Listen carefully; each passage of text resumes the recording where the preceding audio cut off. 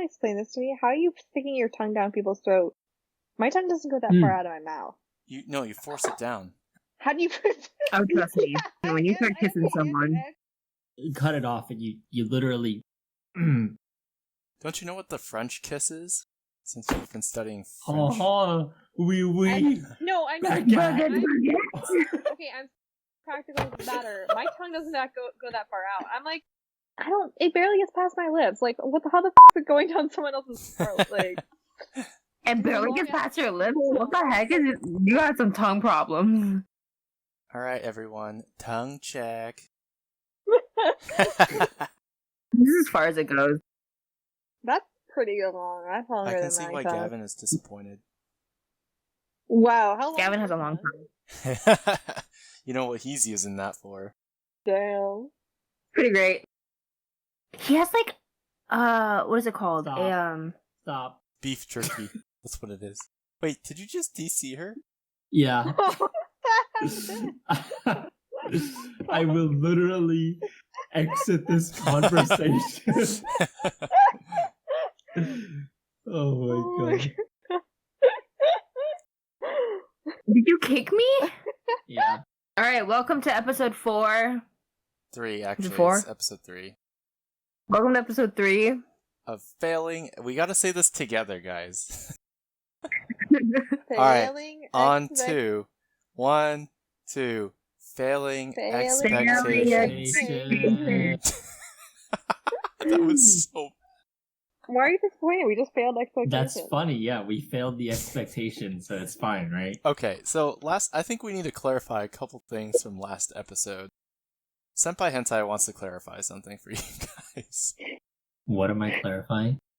Whether or not you have a following. I don't know. What's he Oh, clarifying? what? The whole micro penis fiasco. Oh yeah, it's not a micro penis, guys. Alright. Like, it's really small, but it's not a micro penis, it's a micropenis. I just want to put that out there. They're two distinct things. They're spelled the same, but they're not pronounced the same. It's a micropenis. What is... like I don't know.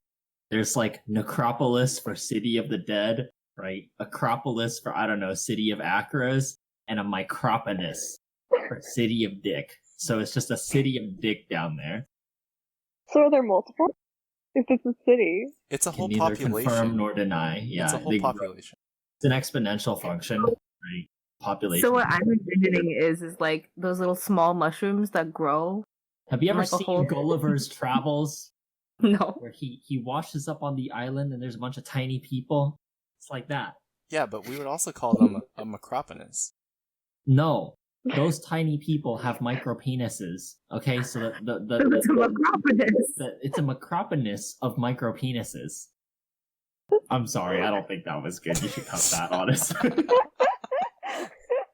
I can't breathe. Oh my god, my gut. When he says macropenis, I was like, I'm gonna die. Oh my god. Alright, cue the intro I don't song. know why you guys are making fun of my micropenis. We're not making fun of your macropenis.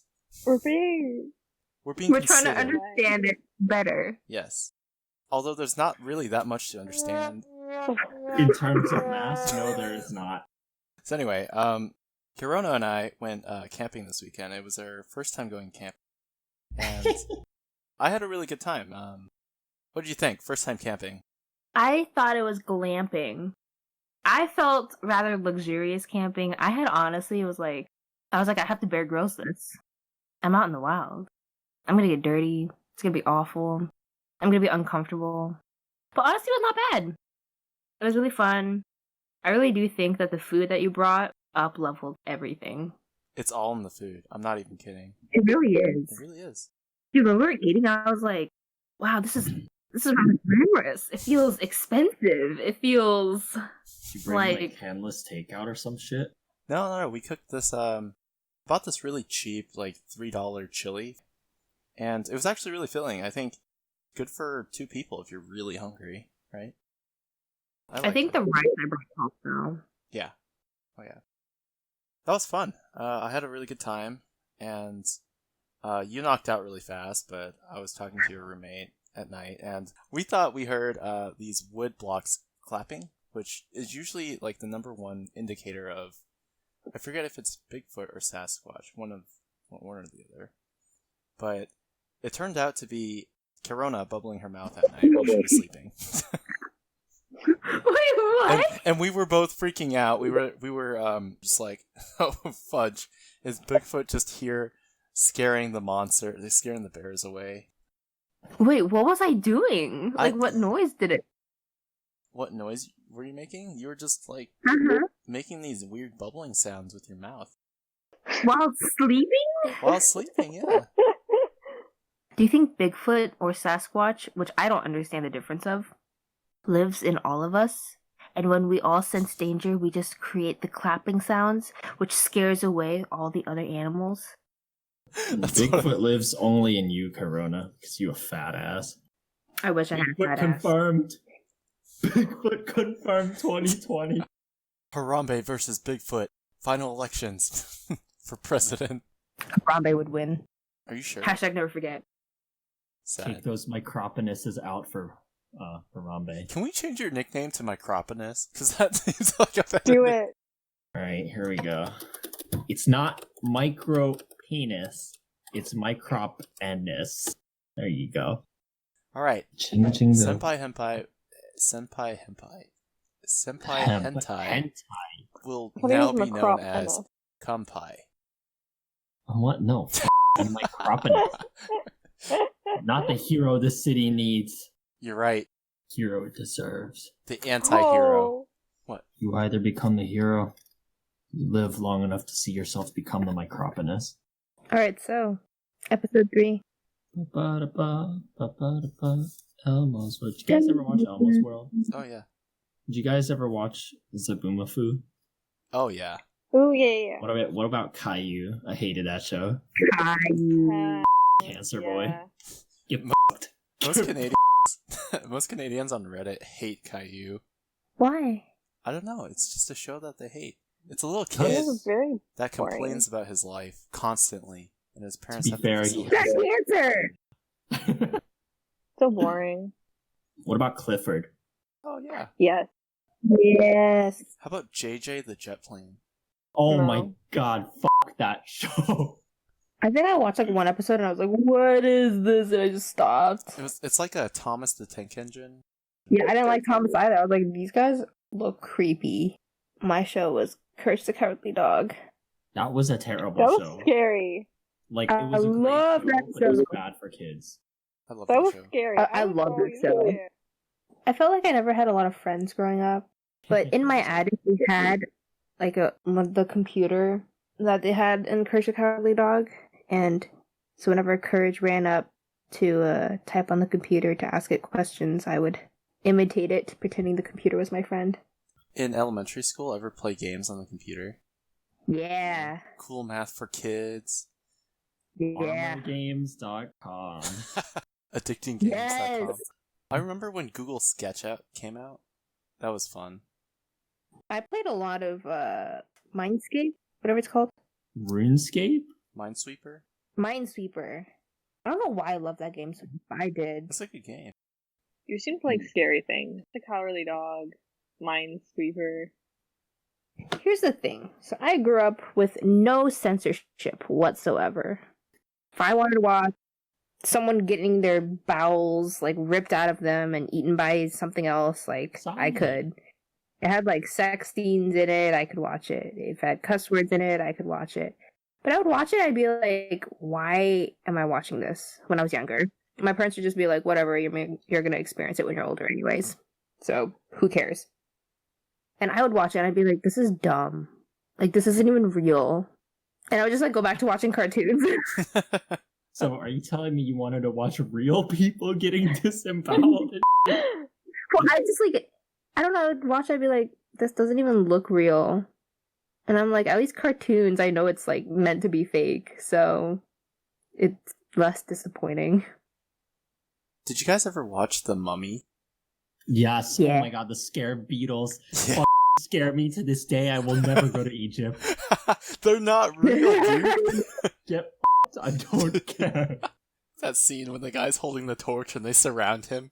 Like, No, we're just none waiting of for the that, light to man. go out. I think I watched Scarred with for mommy life. for Scooby-Doo. Damn, man. Scooby-Doo is good. I really love Scooby-Doo.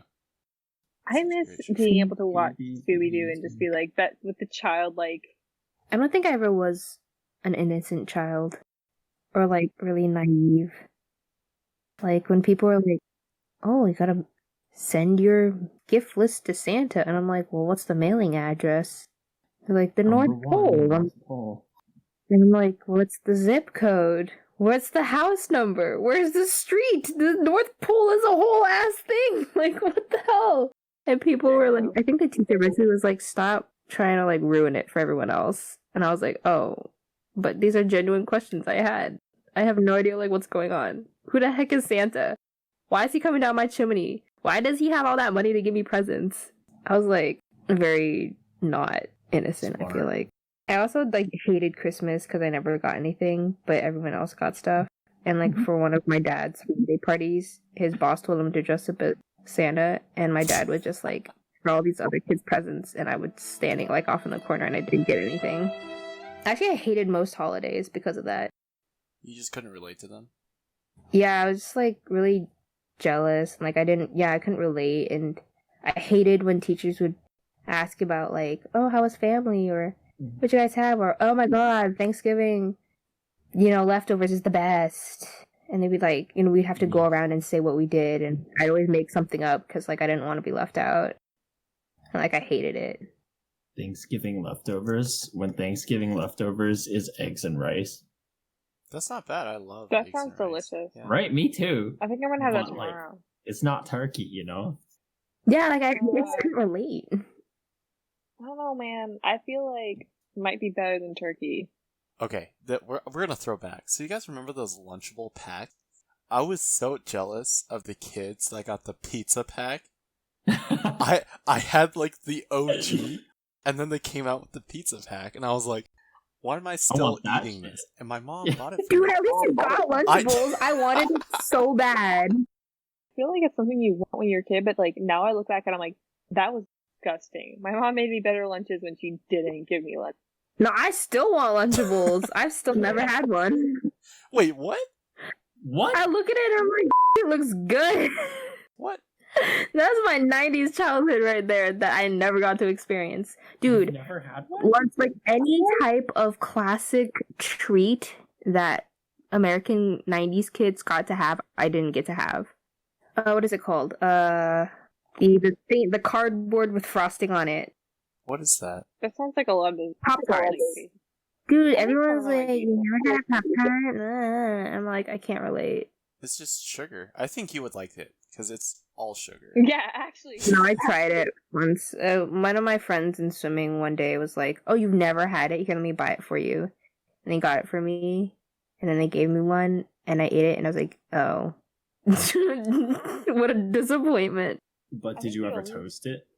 It's better toasted. Like, I never got to have any of it unless it was given to me by like a teacher or my coach. So, and like, why were you not allowed I to got do to this? have Capri Sun for the first time. I was like, "Whoa, Capri Sun!"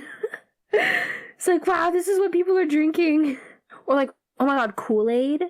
I was like, holy shit, this is what Kool-Aid tastes like. It was like mind blowing for me. I think like the first time I ever got to try them was like when I was 10 or something. And everyone's like idiot, and I'm like, wow, this is what I've been missing out on. Honestly, looking back, half those things aren't. I would say, if you're disappointed by Pop-Tarts, you're gonna be like them better, but I wanted the crackers and cheese. I wanted to make like little cracker cheese sandwiches. just get some Ritz crackers and cheese. But it's not the same. It's not in the pack, you know? It's not the I wanted sugar it in the quality. pack. I love Velveeta for this very reason. Oh my God, my sister got me canned cheese when I was younger because I wanted it so badly. That is so Special. good. It's so good. Oh my God. People in other countries are hating on this American canned cheese, but let me tell you, I have never seen red, white, and blue in my blood until I hate canned cheese straight out of the can. I was like, I'm an American. I've never tasted anything more fake, and I loved it. It's so good. Better than Velveeta. I don't think I've told anyone this ever, but I had this Mhm. phase for about 10 years where I just never ate pizza. I've been eating school pizza through my entire public school life. From elementary school all through high school. Because I eat like the same thing every single day, right? Unless they like had like the, what is it, country fried chicken. I was like, oh, that's my ish. I was like, wow, so good. It was awful. It was so bad. I remember a lot of the time, like, my milk in elementary school would be frozen. And then the pizza, the top part is burnt. I'm like, how you burn this pizza? Did you not see it go brown? Like, why did you let it go black? I couldn't eat. Like, okay, so my friend in elementary school, she and I would be like, this is disgusting. It literally is as tough as rubber. Like, can we bounce it like a bouncy ball? Because that was like the thing when we were like in elementary school, right? The little rubber balls. So we're like, let's see if we could bounce it as high as that. So we just like wad up the cheese and we just bounce it on the table. And that was disgusting. It was so oily and like not good, but it did bounce. And then we would like carve out the middle part of the bread because that was the softest part. And like the outside was like super hard so we couldn't eat it.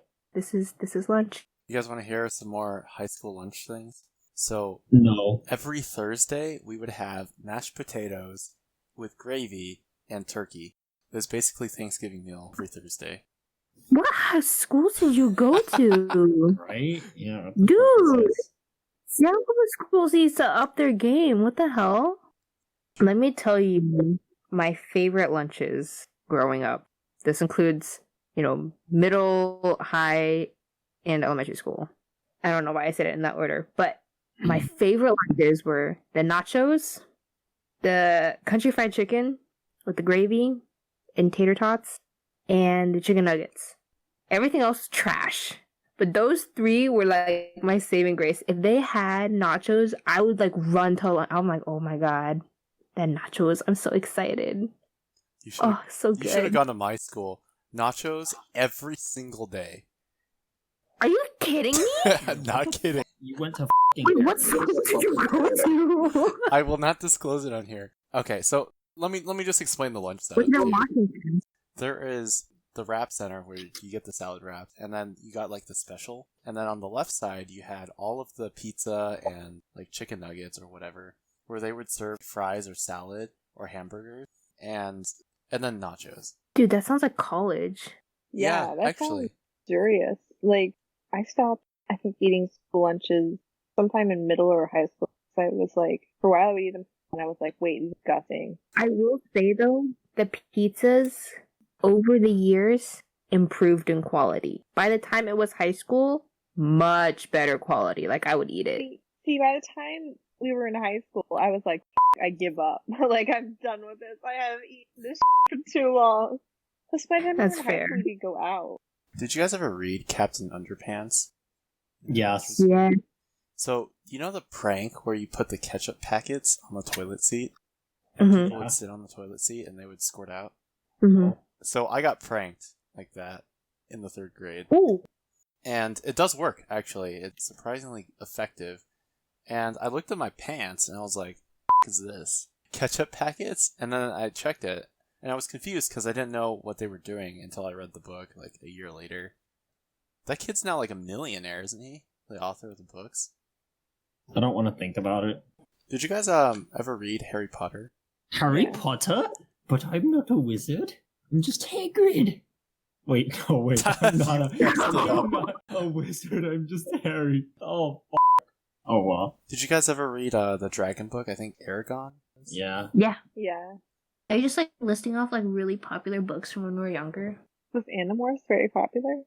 Where did we all grow up? Because I'm curious to know if certain people's boyfriends or other significant others that grew up in the South had as much reading. Wow. I'm just saying, I wasn't calling anyone out. I'm just saying, like, it's the education, or even not the education, but the habits of children who grow up in areas that have poorer education. Are there the habits cultural the same? importance and the cultural norms set for the child? Is the culture concerning things like reading vastly different in those kinds of areas? So I grew up in California, and then I had a brief stint on the East Coast. And then I moved to here, back to the West Coast again. So I feel like you're probably the best to judge. It's like, what did you see move around? That's only if you have friends. So I grew up in Arizona, which is a very conservative state, but they really pushed for education from where I was and outdoor activities, which is really interesting. There's nothing outdoor in Arizona, though. It's just like hot. Yeah, well, we were out in the heat in the 100-degree weather playing kickball and foursquare, I'm sorry. tetherball. No, it was good. I was really healthy back then, really skinny. I feel like I'm a bad example or person to ask this question because I felt like I stopped learning things in middle school. Like my writing style hasn't changed since middle school.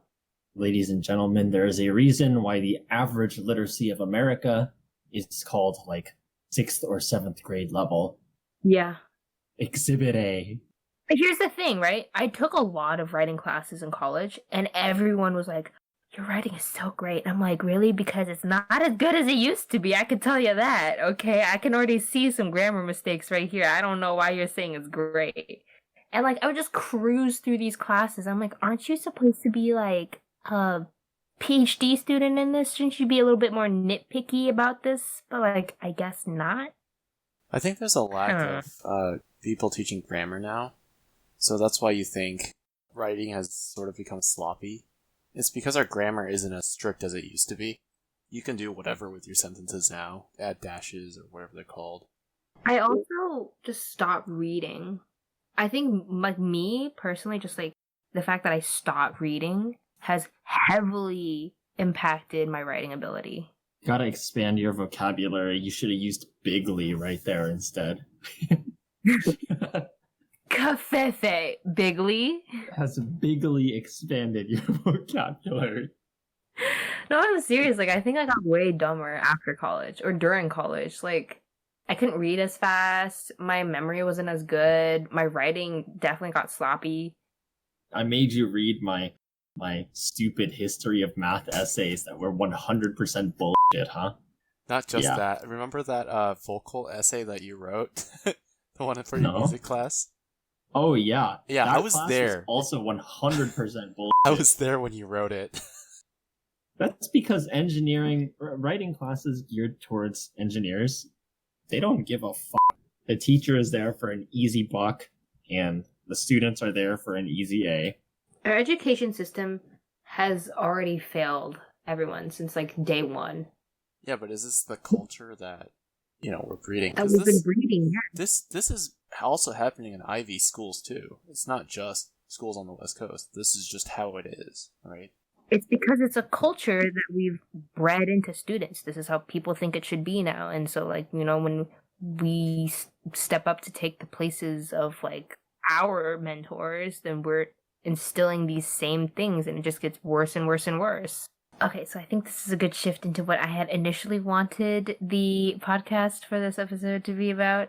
So I'm curious, when we're kids, a lot of places and a lot of American culture make fun of people who are intellectually advanced. And they push them down, and they ridicule them, and they shame them for trying to make anything new or, like, think outside of the box. And so when does that attitude change in America? At what age?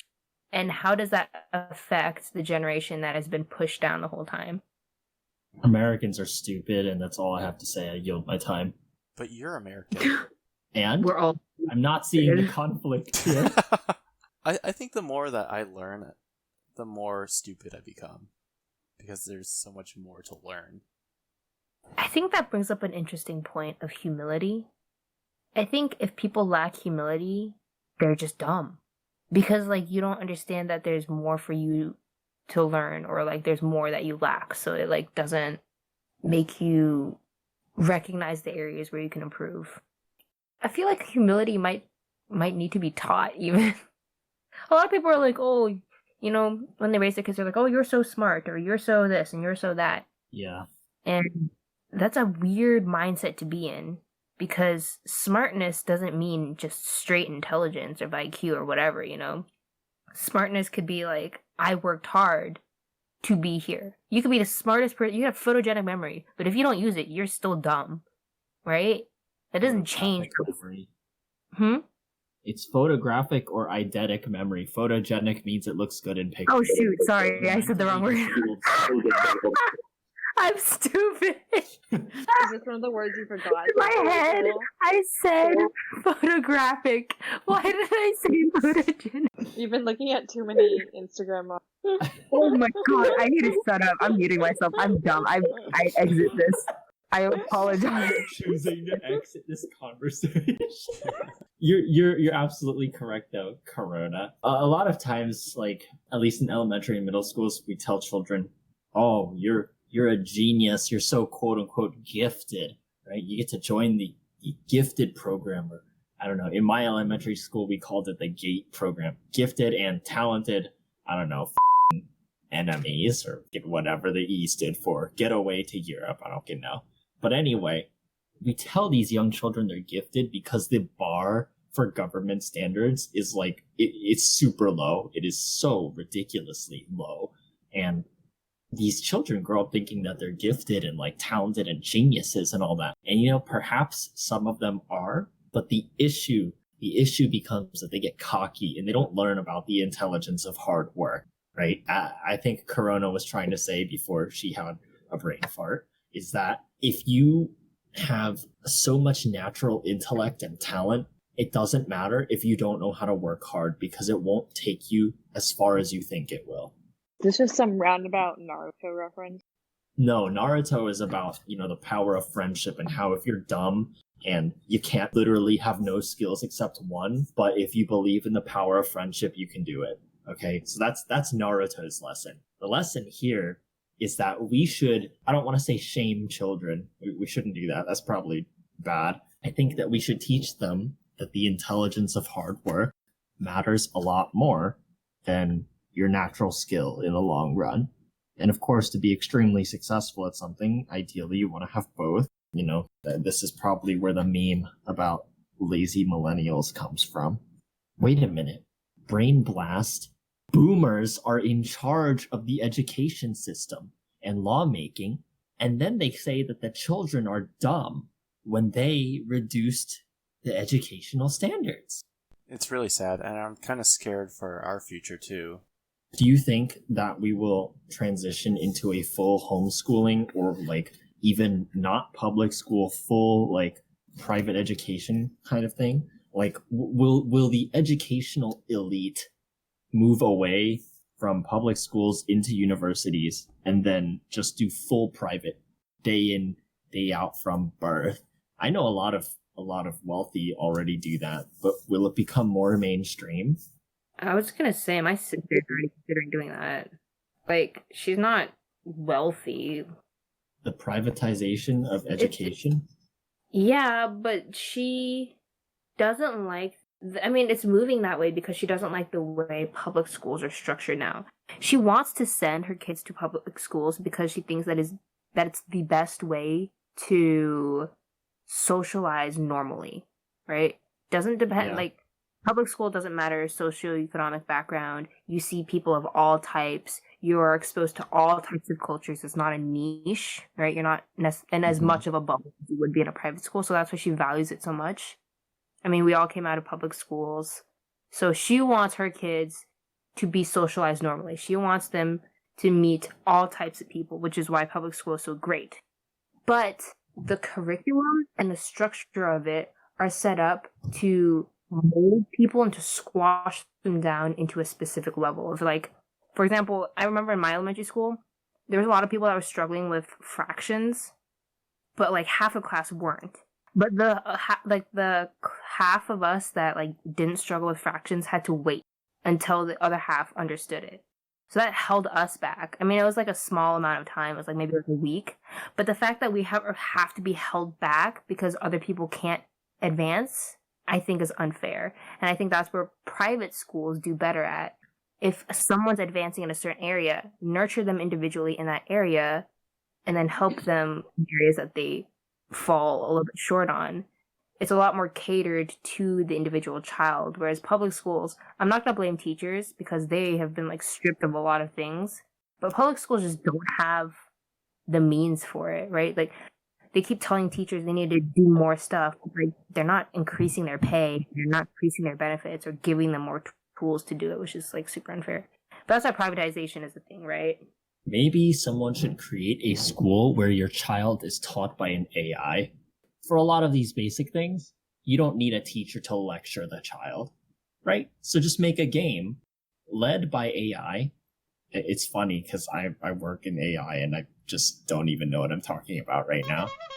But you can make a game for the kid to learn something, and then a teacher just supervises, and it really offloads a lot of the responsibility for the teacher, freeing up their time for like individual feedback. Because we kind of learn similarly in college. It's not like gamified, but it's definitely independent. And then if we want, the professor's there to give us feedback. I disagree with that, actually. Oh, okay. If everyone was taught by AI, then we'll just have online universities from here on out, right? For a lot of early topics, that's actually fine. You don't need a lab to learn about fractions, but if someone wants to major and study in chemical engineering, for example, you do need that kind of equipment, and so you do need to be there in person.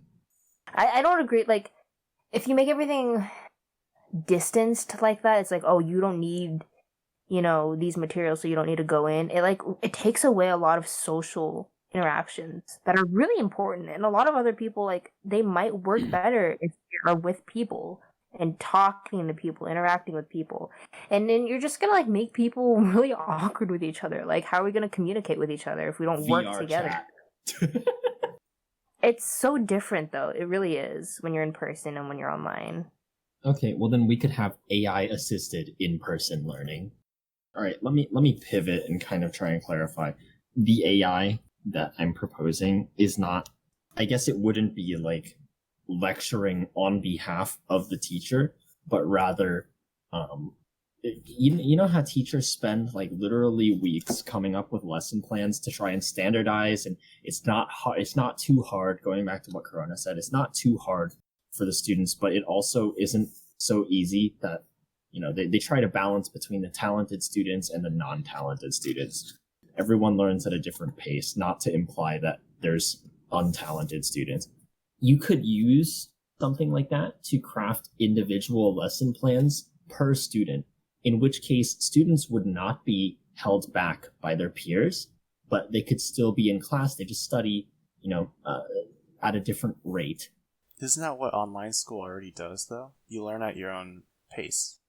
Yes, but you could also bring the same kind of, idea or medium to in person. Like, nothing about it says that you can't socialize or you can't have group activities, but no doubt that there will be other students, other children that are on the same level as you and others who are not.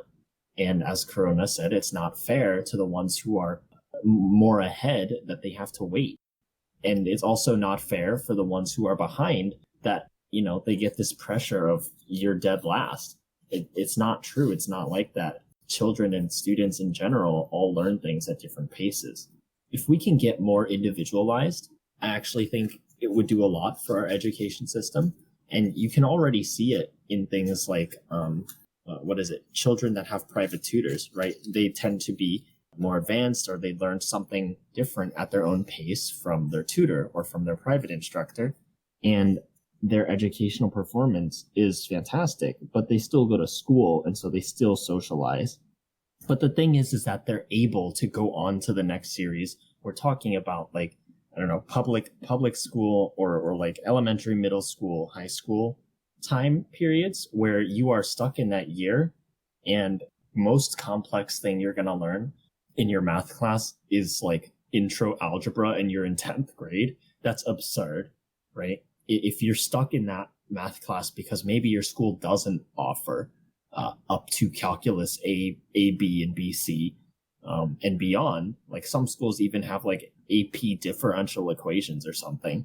If you're stuck at those lower levels because your school doesn't offer it, or because your administration is unwilling to allow you to skip ahead or switch a class, that's not fair. When you are at the top of your game and you're unable to continue because you need to wait for the rest of the students. Were you guys not allowed to jump math classes if you were ahead? Because we totally were. And I mean, yes, I was. I'm saying that for the students in schools who don't have those kinds of funds or capabilities, it doesn't have to be just a matter of more funding.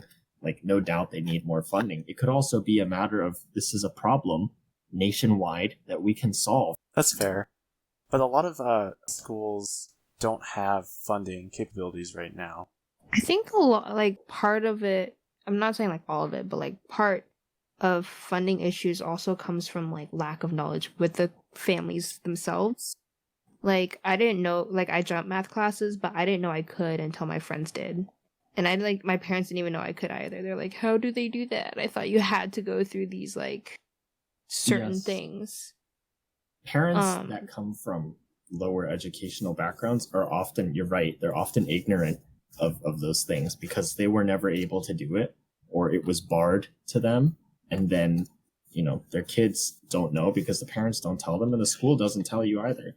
Our middle school did. Our middle school had a test you took at the beginning. I didn't know we could. It wasn't something I opted into. I took a test and they were like, based on that test, I got put in this math class. Okay, so when I took that math class, they put me in honors. But I didn't even know that was like an option. I thought that I just had to stay in honors. I didn't even know how to like test out of it or if I could even go to a different levels. Until like I saw you guys and I was like, oh, you guys are like already ahead. I'm like, I didn't know that was a thing. I didn't jump. I jumped the second time using that, but the first time I was placed on the test that we all took at the beginning. I didn't ask at the beginning. I just took that was the yeah, but I thought that I just had to stay there. I didn't know if it was an option for me to like study outside and like I could take another test within that class to go even higher. You know what I mean? Like I was put into honors and then I was like, oh, I guess this is where I am now. Like my parents were surprised. They're like, oh, you are not stupid? They're like, you can go into a higher math class? I was like, yeah, I didn't know. And then they're like, oh, okay.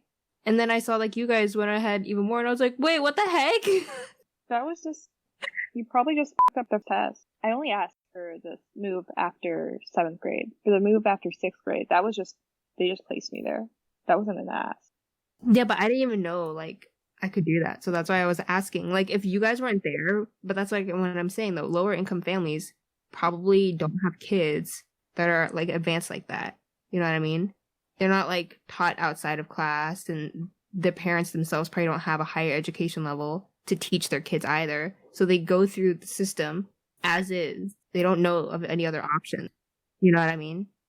Did you have, like, I think the reason I tested out was because we had more intense math if you wanted to do it in elementary school. So my elementary school had a program where you could do more math, a lot more math. I was trying to test into the Spectrum program because I know that there was that, but I'm not good. Like, I have a lot of test anxiety. I failed Spectrum. Yeah, this was an extracurricular activity. There's something fundamentally wrong about the way we do education if people hate it. If it is beneficial to you, you are, biologically predisposed to enjoy it or like it at least.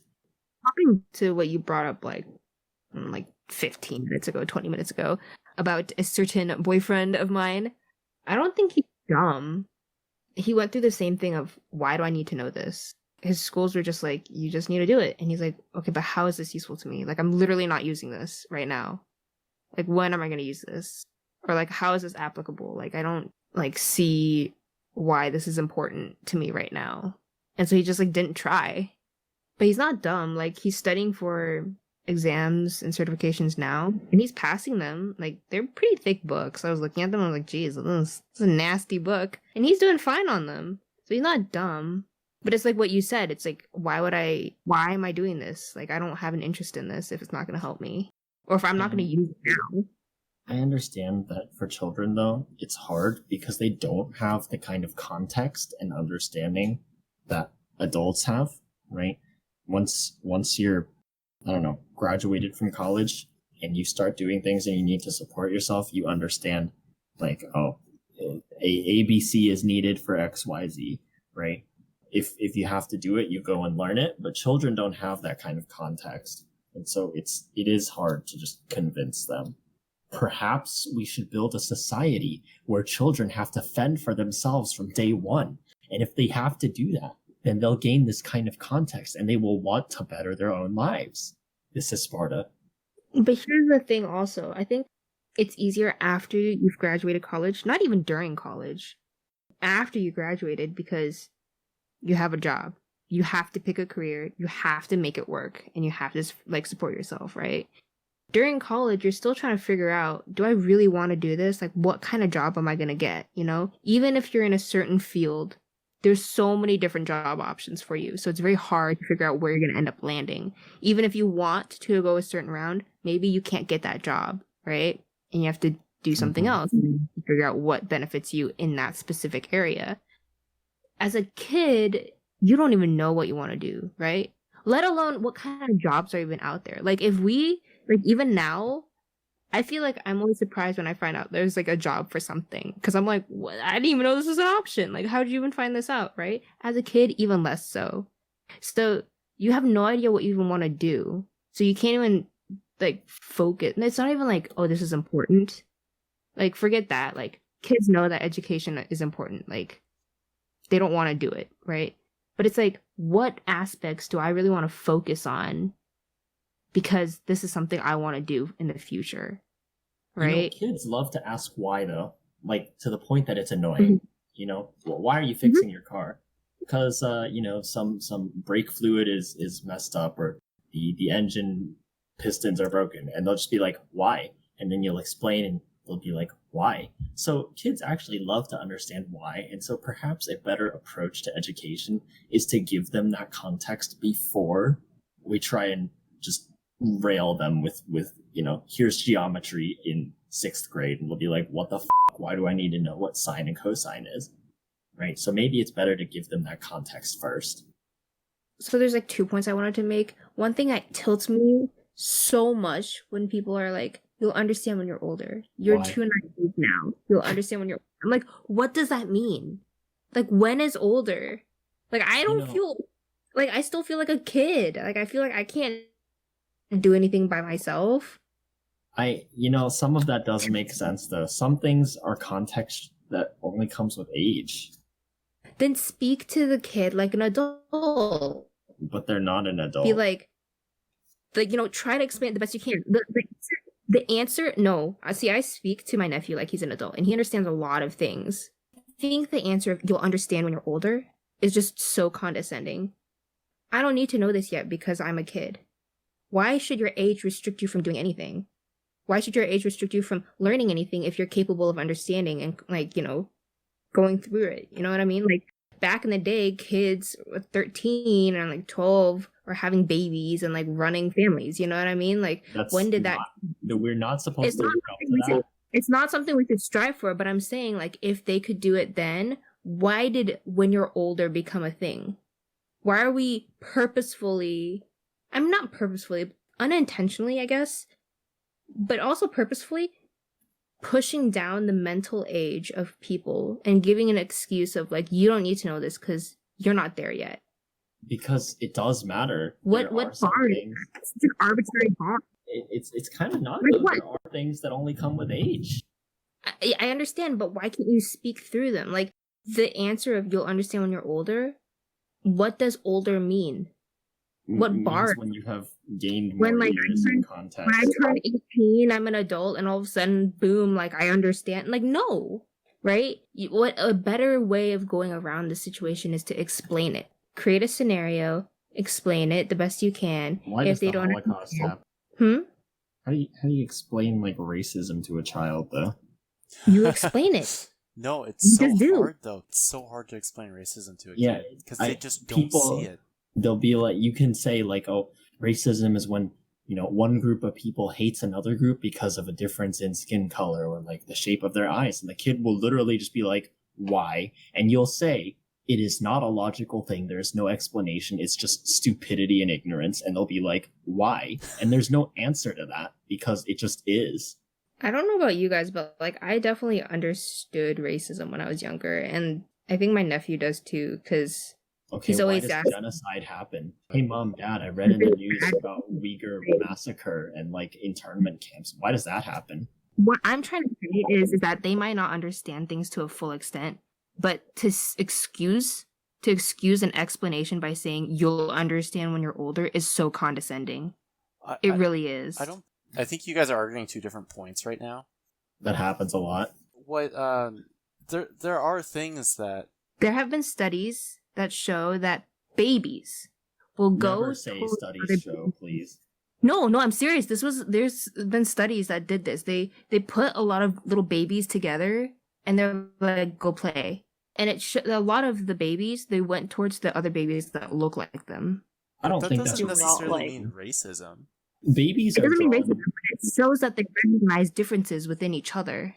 You know what I mean? Yeah, but it's not racism. There's no malintent there. I'm not saying they do this like with malintent, but I'm just saying like that they're capable of understanding. understanding. That they like segregate each other intentionally.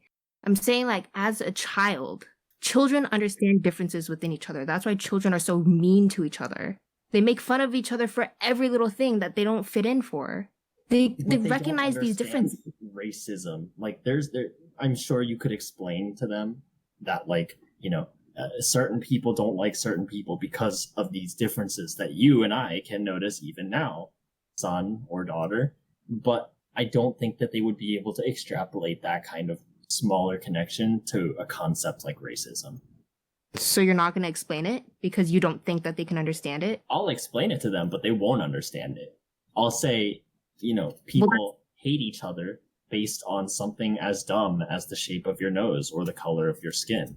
And I don't expect them to explain to understand the concept of racism. I'll explain that people don't like each other for various reasons, most of them based on like look or ethnic background or who your parents are.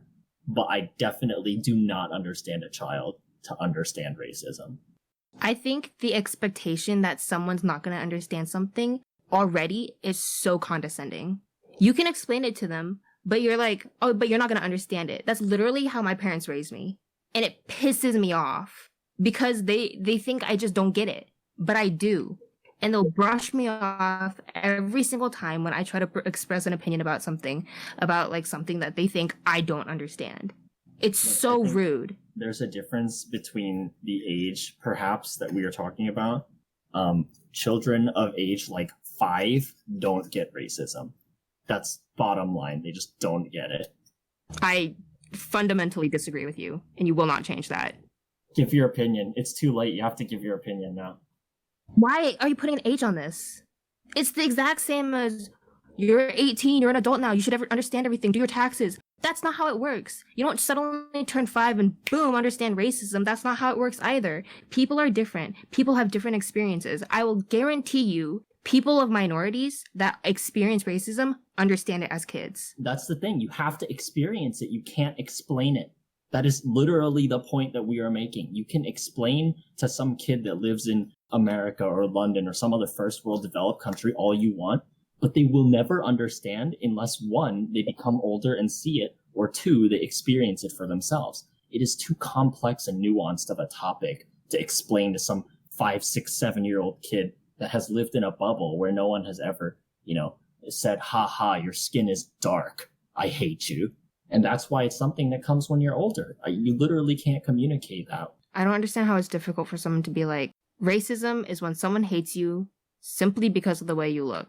Period. I'm sure you can explain it, but I don't think they will understand why racism exists. No one understands why racism exists. Why does racism exist? The fuck if I know? Why do people hate other people? The hell if I know? We're all people at the end of the day. Yeah, like, do what you want. Don't bother me. Understanding of it. Like, just by saying that you already have an understanding of it, that there is no understanding it. And that kind of paradox is something a kid they'll just be like, why? I disagree with you. All right, let's carry this to a different area because you guys are literally going in circles right now. That was an hour 20 minutes. Good job, guys. Your mom was an hour 20 minutes. You know what? That's pretty good. Wow, you got some considering that you stamina. have some Yeah. microplates out there. Stamina.